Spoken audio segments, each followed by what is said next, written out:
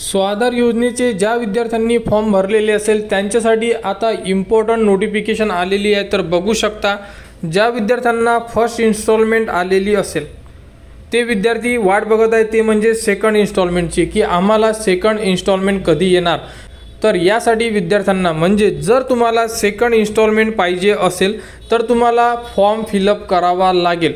तर फॉर्म फिलअपमध्ये तुम्हाला काय अपलोड करायचं या संदर्भात संपूर्ण माहिती तुम्हाला याच व्हिडिओमध्ये देणार आहे, त्यामुळे व्हिडिओ शेवटपर्यंत बघा। आणि चॅनलवर नवीन असाल तर चॅनलला सबस्क्राईब करायला विसरू नका। स्वाधार योजना, हॉस्टेल आणि बाकी इतर ज्याही शैक्षणिक अपडेट असतात त्या संपूर्ण माहिती तुम्हाला आपल्या चॅनलवर देण्यात येत असतात। तर सर्वप्रथम करून घ्यायचं आहे विद्यार्थ्यांना लॉग इन।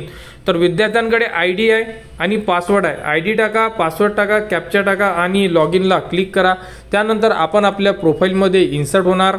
लॉग इन केल्यानंतर तुमच्यासमोर अशा प्रकारे संपूर्ण ऑप्शन दिसून पडेल। यामध्ये आपण बघू शकतो, जर तुम्ही मोबाईलमध्ये चेक करत असाल तर तुम्हाला या प्रकारे संपूर्ण ऑप्शन दिसून पडेल। तर यामध्ये टॉप पोझिशनला यावं लागेल। यामध्ये बघू शकता की इथे ऑप्शन दिलेला आहे, तुम्हाला इथे तुम्हाला क्लिक करायचं आहे। तर डॅशबोर्डला क्लिक करा। त्यानंतर बघू शकता अशा प्रकारे तुम्हाला संपूर्ण ऑप्शन दिसून पडेल। यामध्ये तुम्ही bank details last time add केलेली होती याबद्दलची आपण संपूर्ण माहिती चॅनलवर आपल्या दिलेली होती। त्यानंतर अटेंडन्स अपलोड, तर आता नवीन ऑप्शन उपलब्ध करून दिलेला आहे। ज्या विद्यार्थ्यांना फर्स्ट इन्स्टॉलमेंट आलेली असेल त्या विद्यार्थ्यांना यामध्ये त्यांची अटेंडन्स अपलोड करणं अतिशय गरजेचं आहे। तर इथे क्लिक करा। इथे क्लिक केल्यानंतर तुम्ही बघू शकता यामध्ये कोणती माहिती विचारण्यात आलेली आहे।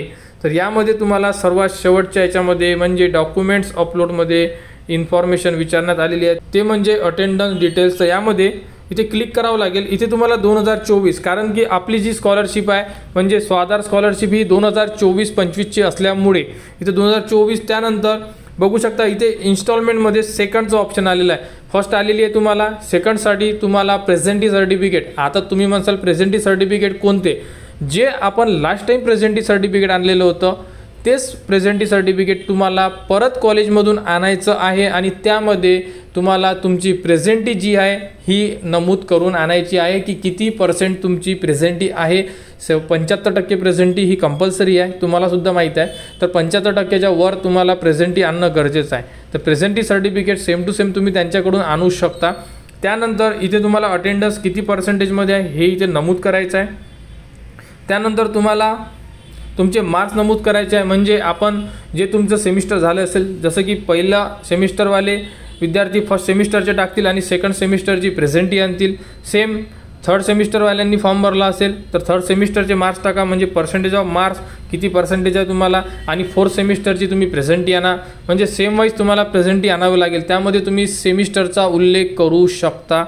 त्यानंतर इथे विचारण्यात आलेलं आहे की पोस्ट मॅट्रिक स्कॉलरशिप, म्हणजे तुम्ही पोस्ट मॅट्रिक स्कॉलरशिपचा फॉर्म भरता का? जे विद्यार्थी भरत असेल तिथे यस करतील आणि तुम्हाला इथे बेनिफिट्स किती मिळत आहे त्याबद्दलचा आकडा तुम्ही नमूद करणार तुमच्या स्कॉलरशिपच्या फॉर्ममधला। साधारणतः SC कॅन्डिडेटला 5,000 किंवा 5,500 अशी स्कॉलरशिप मिळते असं माझ्या अंदाजानुसार आहे। तुम्ही एकदा चेक करा आणि त्यानुसार टाका। जे विद्यार्थी डायरेक्ट ॲडमिशन असेल मॅनेजमेंट कोट्यातून त्यांना स्कॉलरशिप मिळत नाही, त्यामुळे ते विद्यार्थी ते नो करू शकतात।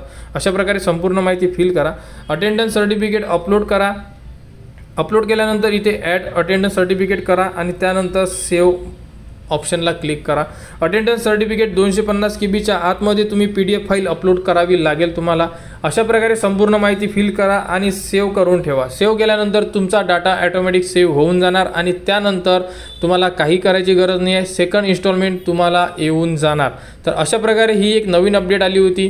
तर लवकरात लवकर आपली जीही अटेंडन्स आहे ही अपलोड करा आणि स्वाधार योजनेच्या पुढील अपडेटसाठी आपल्या चॅनलच्या कनेक्टमध्ये राहा। चॅनलला सबस्क्राईब करा व हा व्हिडिओ इतरांपर्यंत शेअर करा।